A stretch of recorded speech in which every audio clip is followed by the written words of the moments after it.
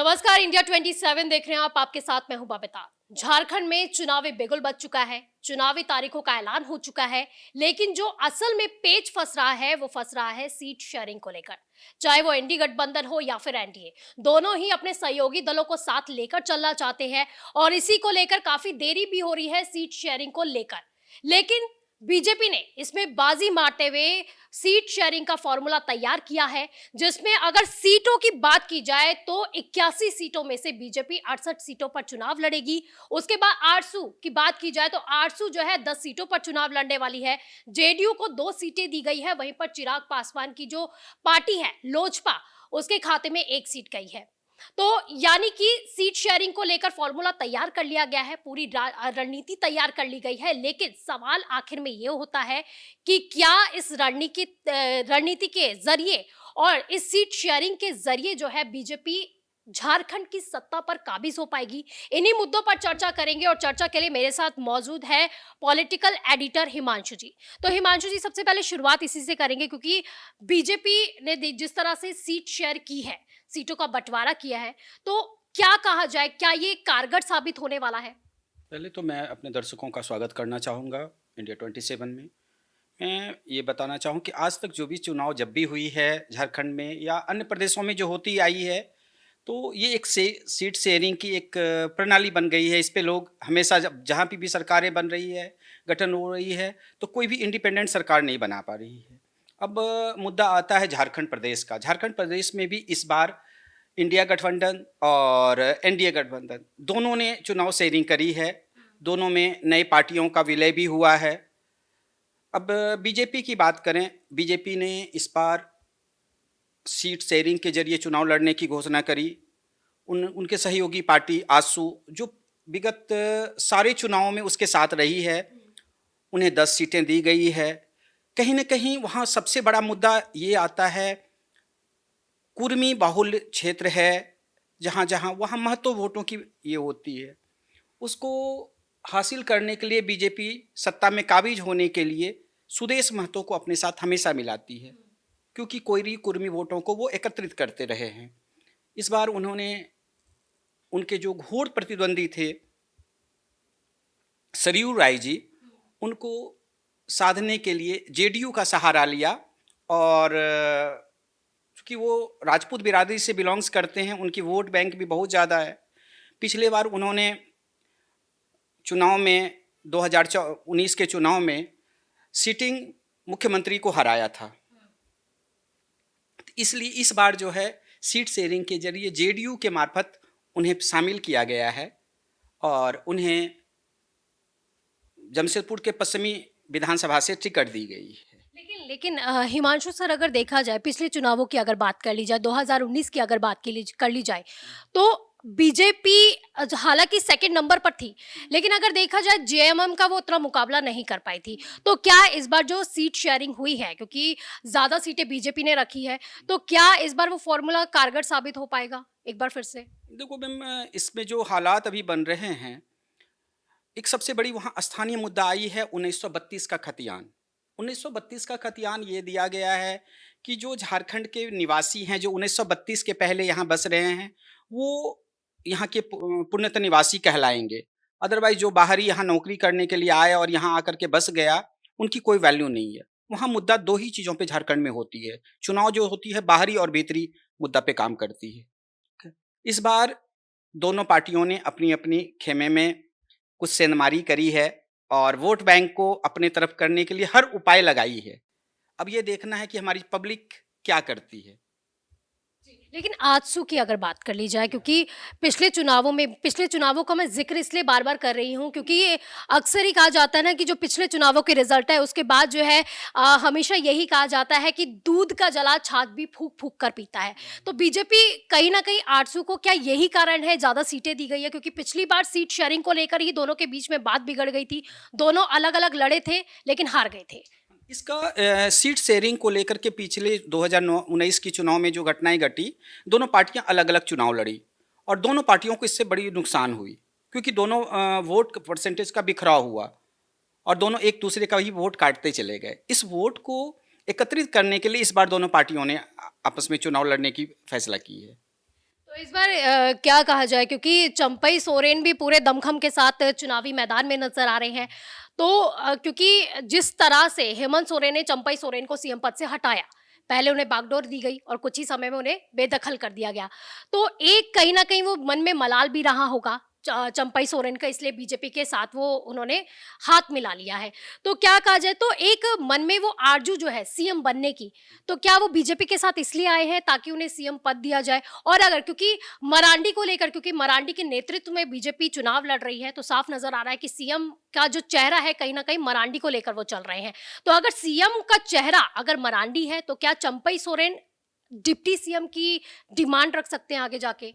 देखो मैम, मैं इस पे आपको बताना चाहूँगा कि जो अभी परिदृश्य बन रहे हैं, जो हालात झारखंड के चल रहे हैं, उसमें सत्ता परिवर्तन अभी हुई और हेमंत सरकार अल्पमत में आई, वो जेल गए, फिर भी किसी तरह सत्ता को उसने बचाया। अब इसमें सबसे बड़ी मुद्दा आती है चंपई सोरेन। जब उनके पास कोई सटीक व्यवस्थाएँ नहीं थी, उनके पास कोई उत्तराधिकारी नहीं था, तो चंपई सोरेन को बनाया गया। इनके पास ये थी कि ये चंपई सोरेन अगर बनेंगे, तो जस्ट लाइक रबर स्टाम्प होंगे, मैं जैसा चाहूँगा। लेकिन उनकी भी आकांक्षाएँ थी, उनकी भी कुछ इच्छाएँ थी। जब वो सत्ता में आए, तो वो चीज़ें उनसे बाहर आई और जब हेमंत सोरेन जी जेल से बाहर आए, तो उन्हें सत्ता से बेदखल कर दिया गया, जो उनको नागवार गुज़रा और उन्होंने ये तय किया कि ये सत्ता मुझे दोबारा मिले। उन्होंने जेएमएम को नज़रअंदाज किया और बीजेपी में शामिल हो गए। अब सवाल ये आता है मुख्यमंत्री, तो कोई भी मुख्यमंत्री बनना चाहता है, किसी की भी लालसाएँ होती है कि मुख्यमंत्री बनूँ। लेकिन अभी तक का जो परिदृश्य ये दिख रहा है कि वहाँ पे मुख्यमंत्री का चेहरा, चाहे वो बीजेपी हो, चाहे आम जनता हो, कोई भी हो, सब बाबूलाल मरांडी को देख रही है। तो ये बहुत बड़ी एक समस्या आएगी, आएगी, फिर उन्हें परेशानी होगी। दूसरा एक ये बनता है कि उनको उप मुख्यमंत्री बना करके बैठाया जाए, क्योंकि वो मंत्री पे काबिज होने के मंशा पे नहीं हैं। वो चाह रहे हैं कि मुझे डिप्टी सीएम मिनिमम अगर मुझे चाहिए तो डिप्टी सीएम का पद चाहिए। पहले तो उन्हें मुख्यमंत्री का पद चाहिए, लेकिन मुख्यमंत्री बनना बड़ा मुश्किल सा दिख रहा है और वोट जो है इनकी इस क्षेत्र में अच्छी पकड़ है। उत्तरी छोटा नागपुर में इनकी अच्छी पकड़ है। इनके क्षेत्र में आदिवासियों का बहुल क्षेत्र रहा है, आदिवासी की क्षेत्र रही है। तो ये चाहते हैं कि उसको मैं साधूँ और सीएम का पद लूँ, लेकिन बिल्कुल ऐसा बन नहीं जी, रहा है। आदिवासियों की बात आई है और क्योंकि आदिवासी एक ऐसी जनजाति है जो हमेशा ही कहीं न कहीं उनका प्रभाव रहता है झारखंड में। और संथाल की अगर बात की जाए, जनजाति ऐसी है जो सबसे ज़्यादा प्रभावित रहती है, किसे सत्ता में लाना है, किसे नहीं लाना है, उनका सबसे ज़्यादा प्रभाव देखा जाता है। तो क्या कहा जाए, तो एक क्योंकि आपने अभी चंपई सोरेन का नाम लिया, चंपई सोरेन की हम लोग बात भी कर रहे हैं, तो चंपई सोरेन को as a weapon BJP use कर रही है, क्योंकि आदिवासियों को भी साधना है। और वहीं पर अगर सोरेन परिवार का अगर देखा जाए, इतिहास देखा जाए, तो शिबू सोरेन भी आदिवासी, एक बड़े आदिवासी नेता हैं। तो वहीं पर हेमंत सोरेन की अगर बात कर ली जाए, तो अगर कहा ऐसा भी जा रहा है कि अगर हेमंत सोरेन कहेंगे तो आदिवासी डायरेक्ट ही वोट जो है वो सीधा-सीधा जीएमएम के खाते में चला जाएगा। तो क्या बीजेपी जिस प्लानिंग के साथ चल रही है वो प्लान सक्सेसफुल हो पाएगा? क्या वो आदिवासियों को साधने का प्रयास कर पाएँगे? क्योंकि लोकसभा चुनाव में जिस तरह से आदिवासियों का साथ बीजेपी को नहीं मिला था, क्या इस बार सक्सेसफुल हो जाएँगे? बबीता जी, मैं सबसे पहले ये बताना चाहूँगा आपको कि संथाल की बात अगर हम लोग कर रहे हैं, तो झारखंड का गठन संथाल के आधार पे ही हुई और शिबू सोरेन ही इसके कर्ता-धर्ता थे। शिबू सोरेन ने ही लड़ाई लड़ी और झारखंड का गठन हुआ। वर्ष 2000 में एकीकृत चुनाव हुआ था, जिसमें बिहार भी शामिल था। उसके बाद केंद्र में वाजपेयी जी की सरकार थी। उन्होंने झारखंड का गठन किया और सर्वप्रथम एक आदिवासी को ही वहाँ मुख्यमंत्री पद पे बैठाया गया, जो बाबूलाल मरांडी थे। उन्होंने विकास का काम भी किया आदिवासी के लायक, लेकिन कुछ राजनेताओं के कारण उन्हें सत्ता गंवानी पड़ी। उसके बाद पुनः आदिवासी को ही, अर्जुन मुंडा को, जो उत्तरी छोटा नागपुर से बिलॉन्ग्स करते हैं, उन्हें सत्ता दी गई। उसके बाद का हालात अगर हम देखते चलें, तो 2009 के बाद कभी भी सत्ता सही ढंग से नहीं चल पाई। 2009 से 2014 तक के चुनाव की बात करें तो 3 बार राष्ट्रपति शासन लगे, 5 से 6 बार मुख्यमंत्री बदले। विकास किसी ने नहीं किया। अगर विकास की हम बात करें, तो विकास से आज भी संथाल परगना कोसों दूर है। हम संथाल की बात अगर करते हैं, जबकि झारखंड का गठन वहीं से हुआ है, उसी के आधार पे हुआ है। आज भी आप अगर सुदूर इलाके में चली जाएँगी, दुमका वाले इलाके में चली जाएँगी, तो आज भी वहाँ पे देखेंगे कि विकास से कोसों दूर है। आखिर क्यों? ये समझ नहीं आ पाती है कि आदिवासियों के लिए वो झारखंड प्रदेश बना और भी आज भी आदिवासी ठगे जा रहे हैं। अब इस पे ये देखनी है कि इस बार सत्ता में क्या करना चाह रहे हैं, इनकी मंशा क्या है?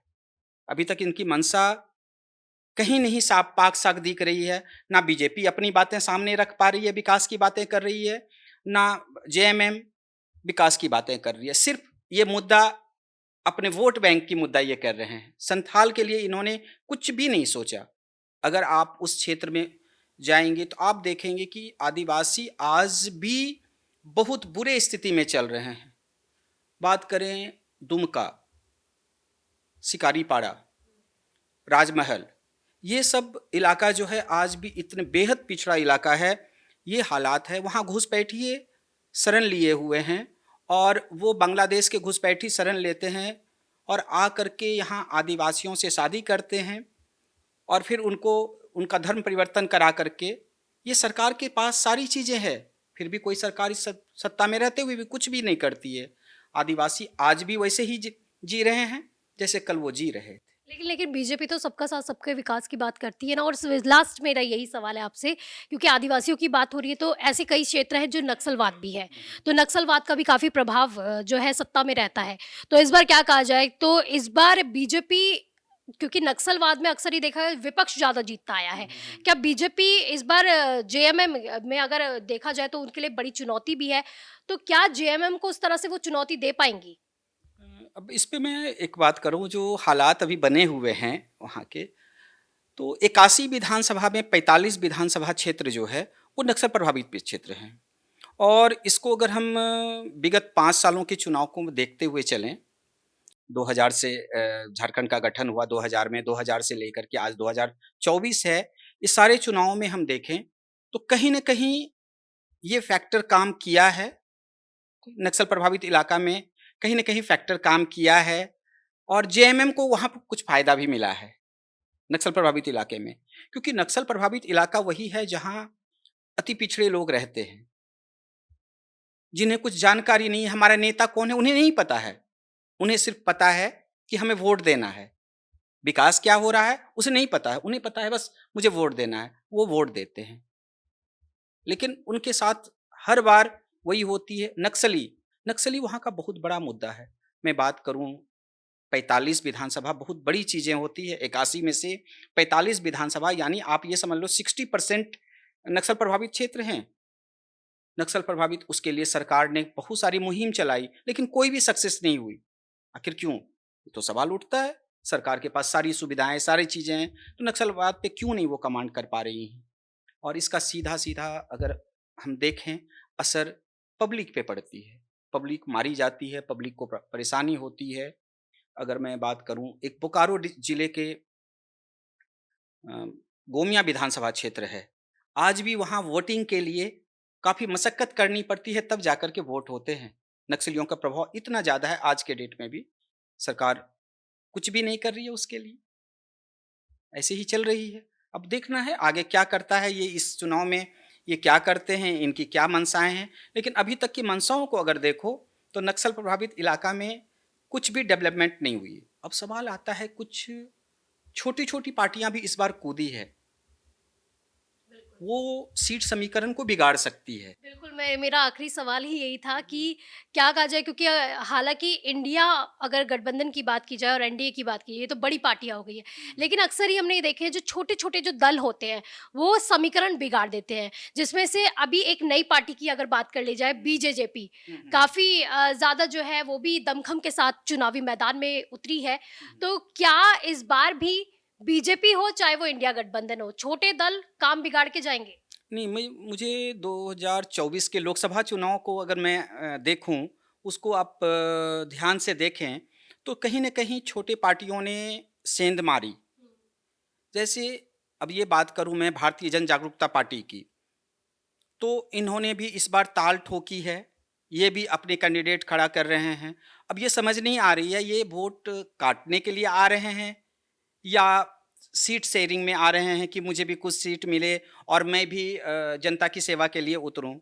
इस तरह की और पार्टियां हैं। पिछले विधानसभा चुनाव लोकसभा चुनाव को अगर मैं देखूं 2024 के लोकसभा चुनाव में गिरिडीह क्षेत्र में एक जयराम महतो खड़े हुए और उन्होंने कड़ी टक्कर दी। कड़ी टक्कर दी ये हालात ये हुए कि जो नेशनल पार्टी की कैंडिडेट थे उन्हें भी बहुत परेशानी में डाला। ठीक है, और वोट बैंक अगर मैं देखूं तो उनकी वोट बैंक ज़्यादा थी नेशनल पार्टी के बनिस्पत।